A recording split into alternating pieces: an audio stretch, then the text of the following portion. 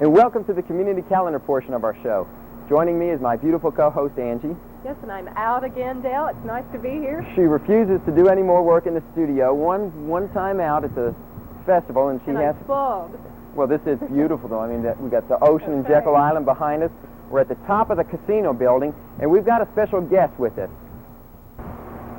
This is Leslie Entwistle, and tell us what your position is here. I'm the Assistant Recreation Specialist for the Casino Recreation Center. All right, and they've got some events coming up that they want to clue us in on. Yes, we sure do. We have our 4th session of swim lessons coming up, and that will be July 24th through August 4th. And the charge for that is $12, and all of our instructors are Red Cross certified. We also have a night swim luau coming up on Thursday, July 20th from 7 to 9 p.m. at our pool. We'll have a limbo contest, chocolate-covered bananas, a surfboard contest, all kinds of fun. And we also have a dive-in movie coming up, and that will be Thursday, July 27th at 8:45. And the charge for that is $1.50, and you bring a float and float in the pool and watch the movie on the side of the building, and the movie will be The Fox and the Hound. Some other activities we have a health fair coming up in August, on August 8th, and it will be from 2 to 7 in the garden room of the casino. And one more thing we have ongoing here is aerobics, and that's low-impact aerobics on Monday, Wednesday, and Fridays, and the charge for that is $20 a month. And that's a lot of stuff. Do you have these activities all the time? Is there always something going on up here? Yes, there is. We have year-round activities in the winter. After all of our summer activities, we have special activities for Christmas, Halloween, all different types of special events. Halloween, we'll be getting back in touch with you for all of these, but especially Halloween. We're going to have a really special show for our Halloween episode. But we will keep in touch with you so you can clue everybody in on what's going on. You just had something yesterday and today. Right. This weekend, July is National Recreation Month, and this weekend we had a recreation festival called A Taste of Recreation. And we had all different types of activities going on. This morning we had Eleanor Brooks School of Dance doing some tumbling and a dance routine. We had the Southern Pride Cloggers. We had a ventriloquist out of Macon. Just all different types of things going on all day long. And you did not know that we would advertise this for you free. Right, exactly. Now you know. Anytime anybody has any information like Leslie here that you want to get to the public, give us a call, because we'll get that information out for nothing. Right. We will be calling you. Well, we'll be getting in touch with you now monthly so you can tell everybody what's happening. If you all would like more information on the casino programs, you can call myself or Jane Drake, the program coordinator, at 638-2393 at the casino. Well, Leslie, thank you so much for joining us. Bye-bye. Bye. Now, we're right in between the lighthouse over there and the Chamber of Commerce building here where the island players meet. Now, we're going to go in 2 different directions. Where do you want to start first? Well, I'd like to start with the chocolate-covered bananas you just mentioned. Food, always food with us, isn't it? That's right. Now, we're going to start with Larry Latham over at the lighthouse. Scott was there today, and they did some pretty interesting stuff. Thanks, Dale. I'm talking to First Lieutenant Larry Latham, who's going to be telling us exactly what he's doing out here in this outfit. Larry? Doing a living history presentation of the Confederate occupation of the lighthouse back during the Civil War era. In January of 1861, Georgia was arming itself for the forthcoming conflict before secession. Shortly thereafter, Governor Joseph E. Brown of Georgia recognized the importance of the strategic area of St. Simons and Brunswick ports and ordered Jackson artillery out of Macon over to St. Simons, but shortly thereafter abandoned due to the lack of activity. On April 19, 1861, President Lincoln also recognized the importance and ordered a blockade of this area. And in fall of 1861, Colonel K.C.M. Stiles of 13th Regiment of Georgia occupied the lighthouse at this location with 1,500 Confederate soldiers, which included local troops, the Glen Guards and the Camden Rifles. In February of 1862, upon General Robert E. Lee's visit to this general area, he recognized the danger of which the troops faced here on the islands and ordered the islands evacuated. Upon the Confederates' evacuation of St. Simons, the lighthouse was destroyed by the Confederates. What we have now is a reconstructed lighthouse. This reconstructed lighthouse was built in 1870. Now, tell everybody what you're doing out here. I'm out here just answer questions, put on demonstrations such as firing of firearms, answering questions about equipment, as well as other history of this general area during that era. Well, Larry, how about giving us a gun demonstration? I sure will. Thanks. This rifle was a 3-band infill which was imported from Europe and Great Britain during the war. I will start from the beginning on through to 9 points of loading. Load.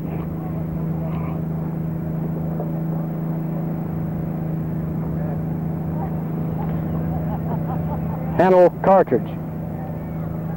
Tear cartridge. Charge cartridge.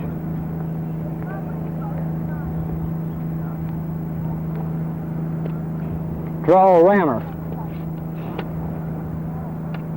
Ram cartridge. Return rammer. Prime.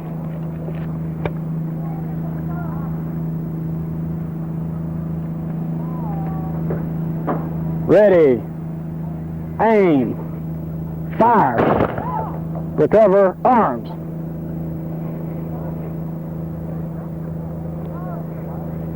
That was a 9-point loading method that was used during the war between the states.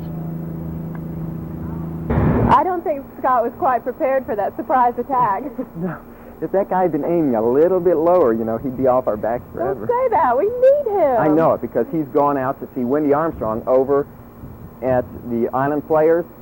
She's been working with a bunch of kids, and he's got some neat information about the play that they're doing. So Scott here's... should fit right in. Yeah, right. Here's Scott and Wendy Armstrong. Thank you, Dale and Angie. I'm talking now to Wendy Armstrong, who's going to be producing the next play at the Island Players. Wendy, can you tell us a little bit about what's coming up?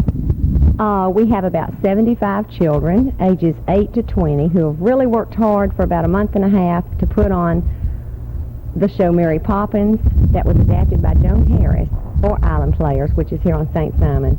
The admission is $2 for adults and $1 for children. The kids are just raring to entertain a bunch of people. We want a full house every night. And what are the dates for these? Our opening night is the 21st, and the time is 8 o'clock. The 22nd, it will be at 8 o'clock, and the 23rd, there's a matinee at 4. We have, the next weekend, we do a Thursday night performance, the 27th, the 28th, the 29th at 8 o'clock, and then our last performance is a matinee, the 30th at 4 o'clock. Okay, Wendy, how long is the show? The show lasts about an hour and 20 minutes, and so if you're looking for an afternoon to have something exciting to do, or an evening where the kids will have a ball, come on out and see us.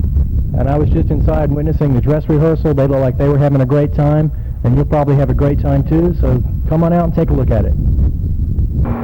Would you believe I've never seen Mary Poppins? I mean, I'm going to go see this. I don't believe it. You never saw the Julie Andrews, Dick Van Dyke movie? No, only the previews. It's fantastic, classic. Well, go see this, that Joan Harris adapted for this area, for the kids here. They're going to do a fantastic job. I'm sure they will. Well, I'm sure you remember that we were talking about the championship kickboxing fight that went on Jekyll Island last week. That's right. Yeah. We've got some footage of that Scott was there again. So we're going to show some of that. Rob, what do you think of tonight's events? Fantastic. We had 5 amateur fights, including a couple of exhibitions tonight. They went very well. Only one went the distance. Bunches of knockouts tonight. In the East Coast Pro title bout, it was Ken Bartel of St. Simon's Island, and he scored a knockout over Keith, what was his name? Steinway. Keith Steinway of Atlanta. I believe that was a 4th round knockout. And then in the World Featherweight Championship bout, it was David the Cobra Barber, now of Brunswick, Georgia, and he knocked out Robert Whirlwind Tyree of Macon, Georgia, in the 3rd round. And I didn't think it would I didn't think it would go beyond the 1st. It was a great fight. We'll keep you informed on when that went with David the Cobra Barber. Is already planning another championship fight, and we'll let you know the location and the exact date in the next couple of weeks. And while we're on Jekyll Island, you know who we've got with us. Jim Wheatus? No, not this time. Oh. Scott's out there with Betty Tomlinson. I think that's Jim's boss, so we got to be nice to her. Nice. and they've got a lot of information about things that are coming up on Jekyll. Thanks, Dale. I'm talking to Betty Tomlinson, who is the Jekyll Island Public Relations Director. Betty, what's the first thing you have coming up for us on Jekyll? Have a lot of activity in August to wrap up the summer. We started off with a tennis camp that's a USGA sanctioned camp this summer, early in August, and that's for the juniors. And they will wrap up the end of that with a tournament to find out who's best. And then we'll move on to the biggest activity that we have on Jekyll in the course of a year, and that's our Beach Music Festival. This is the 6th annual Beach Music Festival. And we'll start out that with a Friday evening. We'll have a dance. The Rondells will be the group playing for us in the A Hall of the Recreation Center that night. And it's usually a pretty packed crowd to get started on the weekend of beach music.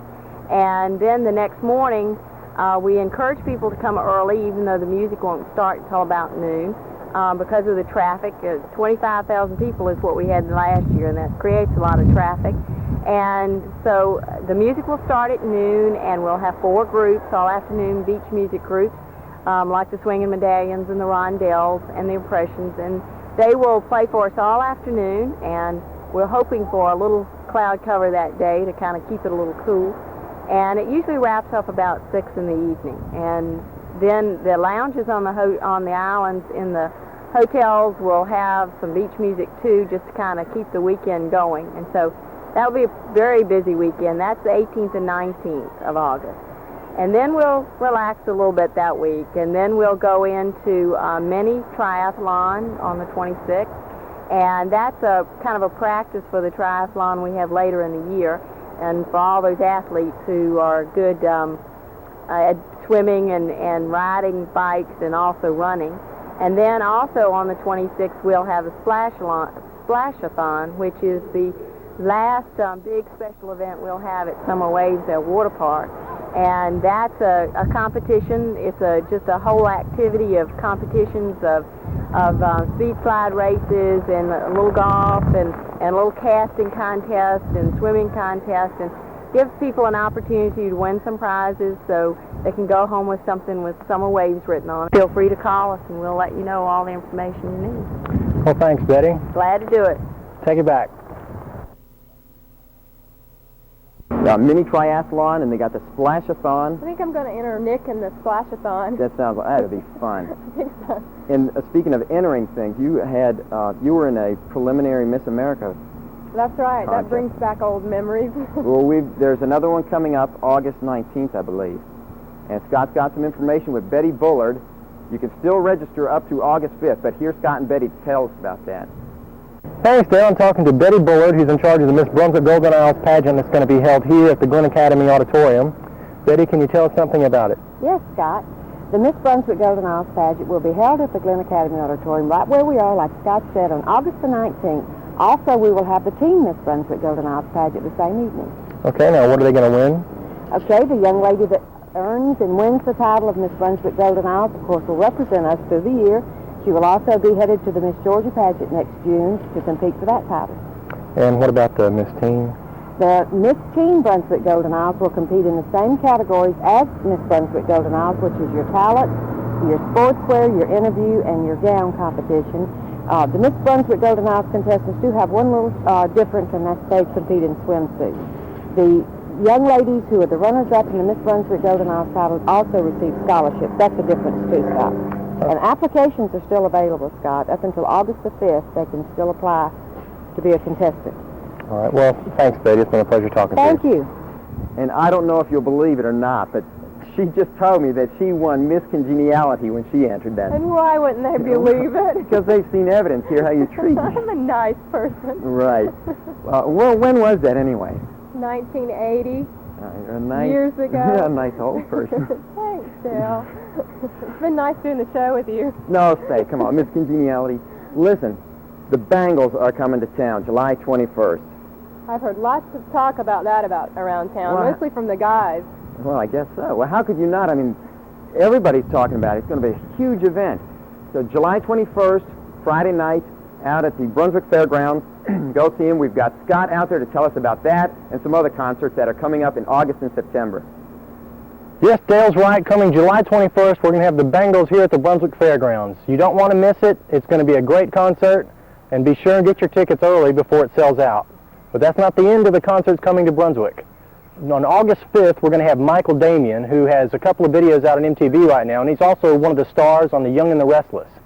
That's another one you want to be sure and get early tickets to. Okay, now after that, we're going to have Garth Brooks, Skip Ewing, Leon Russell, Edgar Winter, Three Dog Night. It's just going to be a great year for concerts here. Keep watching our show, and we'll keep you updated. I told you that we were going to be competing with Atlanta and the other metropolitan areas with these big-name groups, didn't I? That's right. Keep supporting us so they'll stay here. And now, Angie, it's your line. This is my moment? Mm-hmm. Okay, we'll be right back after this word from some of our sponsors. Michael Damian live in concert. Rock on Tour 8990. Michael Damian live in concert with his hit single Rock On and his new release Cover of Love. Michael Damian Rock on Tour 8990. Rock on. Hey kids, rock and roll, rock on. Michael Damian live in concert with his hit single Rock On and his new release Cover of Love.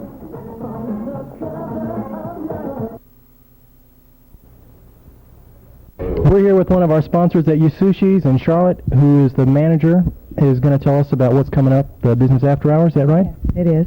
We have Business After Hours here at Yasushi on Thursday, July 27th. That's the last Thursday of this month, and we have a lot of fun things planned for everyone, and we invite everyone to attend to experience a taste of Japan without leaving the country. We're transforming the restaurant that evening into Streets of Japan, and we will have 3 of our chefs cooking on the floor that evening. We have entertainment. Our house band is Summer Breeze, and they will be playing. We have a wonderful location. We have a huge deck. We have the prettiest restaurant on the island, and we would like to invite everyone to come out and join us that night. I'd like to introduce y'all to Taka, our head chef here at Yasushi. Taka, you want to tell them about what we're going to have that evening? We have a sushi and a shish kebab. No, arigato. Arigato. Anything else, Charlotte? Taka will be on the floor cooking that night. So we hope everyone comes out to see us. We're located right past Sea Palms. Well, thank you, Charlotte. Thank you, Scott. Boy, we've got some great sponsors, don't we? We do. Without them, we wouldn't be here bringing this information to everybody. And we've got some more historical information about Brunswick and Glenn County. Roby Visk, the media director at the library, has been doing a lot of research on the old shipbuilding activity that's been going on here since the 1860s. That's a long time. Yeah, he is. Well, how old is this guy? He's not that old, but he's trying to track down this big model ship that used to be at the entrance of the causeway. Well, here's Scott and Roby to bring you the information that he's trying to find. Thank you, Dale and Angie. I'm talking to the young Roby Visk. Roby, exactly what are we doing here in the library? Well, today we're going to talk to you about the Ships for Victory project that we've been working on here in the Brunswick Glen Regional Library. During the Second World War, the J.A. Jones Construction Company, there's a list behind me, actually built a series of 85 EC-2 cargo vessels. Those were the famous Liberty ships of the Second World War. They actually had a ship that they built in miniature that was the 86th ship. And why it was the 86th was because it was used as the miniature model to build the other 85. It was built on a 3/4 inch scale of the real ships, were about 410 feet long, and the miniature ship was built in the right behind you. There's a explanation here in the library of how the miniature ship was built in the training center of the J.A. Jones Construction Company, and the ship was placed by the U.S. Maritime Commission on some chocks at the entrance to the St. Simon's Causeway, the F.J. Torres Causeway, after the war, and to honor all of the ship workers and all the people over the southeast Georgia that had participated in shipbuilding, because it was quite a patriotic effort, and this, what was thought to be the only miniature ship built, miniature Liberty ship built in the world at that time, was given to them as a tribute for their patriotism, and it rested there for about 30 years, and it got into dilapidated condition with rust, etc., and it was decided to be renovated at that time, but it never got done. Through whatever reason or whatever situation arose, and now I think we're on the verge of finding it. I think we put out a $500 reward for information leading to the whereabouts of the ship in whatever condition, if it still existed. And today I just got a tip that we'll be following up on tomorrow, and we may be on the verge. We may allow the Community Information Channel to be there for the live discovery of the mystery Liberty ship that has been missing for all this time, for the last 25 years. Well, I hope it's the ship, because we'd love to cover it. Roby, thanks for your time, and good luck finding it. You're very welcome. And why don't you two take it back? He doesn't look that old, Dale. I don't think he's been working on it quite that long. No, but he's been very studious about this. If you have any information that you can provide Roby, he'd be glad to get it. Just call him at the library. Now, it's time for that infamous movie review again. Oh, great. I'm glad they're not twirling this time, though. No, I think they're doing something else. Let's go find out. Good. Our first movie today, Rob, what is it? Indiana Jones and the Last Crusade. And it was a great movie. It was a fantastic movie, excellent. The acting in it was superb. River Phoenix was the perfect choice as a young Indy. His facial movements were just like his, and he had the same intensity that Harrison Ford brings to Indiana Jones' character. And Sean Connery as his father was an excellent choice. I think Sean Connery is probably the best thing about this movie, in my opinion, Scott. Well, I think we both agree Indiana Jones is worth seeing, so if you haven't seen it already, get out there and go take a look at it. It could be the last one, so. Okay, now what's our second movie? Second movie is Lethal Weapon number 2. Lethal Weapon 2. Okay.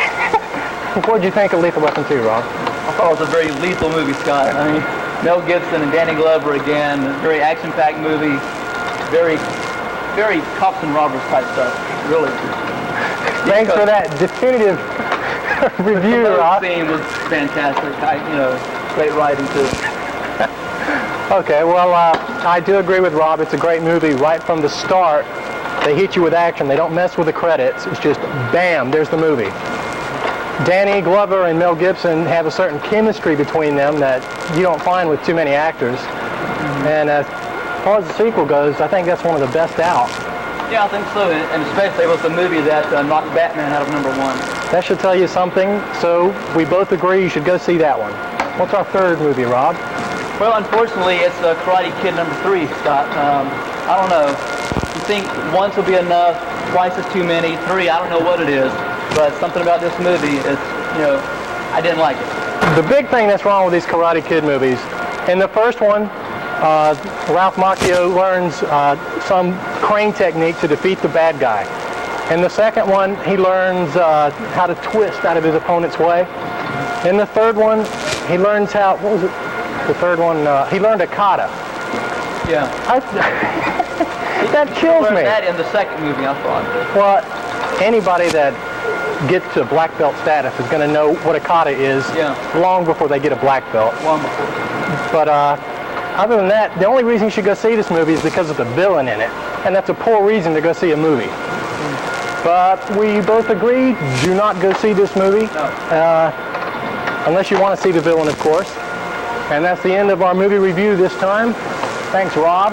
Thank you, Scott. Take it back. I think I have a date with Mel Gibson tonight in Lethal Weapon 2. Oh, do you? That looks like a great movie. It does. And, of course, the mall theaters are always comfortable to go see any movie at. Yes, they are. And I don't know about the carousel. Looks like it'd be pretty fun. Yeah, I think it would be a lot of fun. Well, listen, we'd like to thank you all for watching the show again. And if you have any information that you'd like to get out, write to Dale Leonard Productions at P.O. Box 821. 31522. 22, yeah, not 20. And if it's a non-profit organization, this is free of charge. I mean, Leslie didn't even know that we wouldn't charge her anything. So if it's a non-profit organization, we'll get this information out. Well, thanks for watching, and we'll see you next time. Bye-bye.